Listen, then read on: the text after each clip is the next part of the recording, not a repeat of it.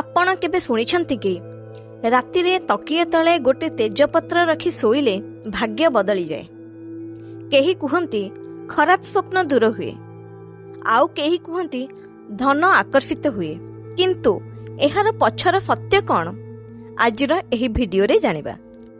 नमस्कार बंधु माने, आपण मानकु आम चैनल को अनेक अनेक स्वागत। आज आमे एक एमिति आश्चर्यजनक विषय उपरे कथा हेबाकु जाउछे, जहा बहुत लोक शुणी थांती किंतु सत्य कारण जानि नथांती। सेटा हेउछि तकिया तळे तेजपत्र काहेकि रखा जाए। बेले बेले प्रश्न आसे, एहा केवल अंधविश्वास ना एथिरे किछि वैज्ञानिक कारण रहिछि। आजिर एही भिडियो रे आमे जानिबा एहा पछरे थिबा वास्तु, लोकविश्वास एवं लॉजिकल कारण। तेणु भिडियो को शेष पर्यंत देखंतु, कारण शेषरे मु कहिबी केउ दिन एवं किपरि एहाको व्यवहार कले लोक माने अधिक फल मिली थाए बोली मानंती। आजिकाली लोक माने स्वास्थ्य प्रति बहुत सचेतन होई गलेनी। से माने सबुदिन किछि ना किछि नुआ जिनिस करबाकू चेष्टा करूछंती।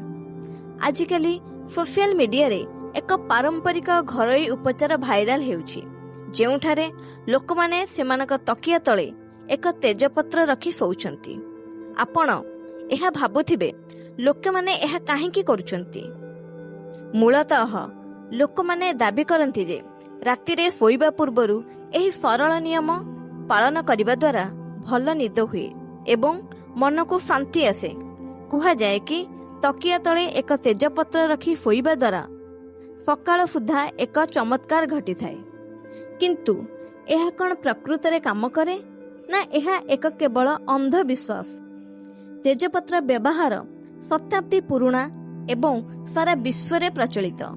प्राचीन ग्रीक एवं रोमियो माने एहाकू सुरक्षा, ज्ञान एवं शांतिर प्रतीक भावरे मानिथिले।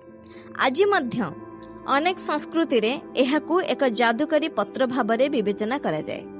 एबे प्रश्न उठुछि, लोक माने काहेकि तकिया तळे तेजपत्र रखंती। प्रकृत रे एहार मुख्य कारण हेउछि भल गभीर निद पाइबा पई।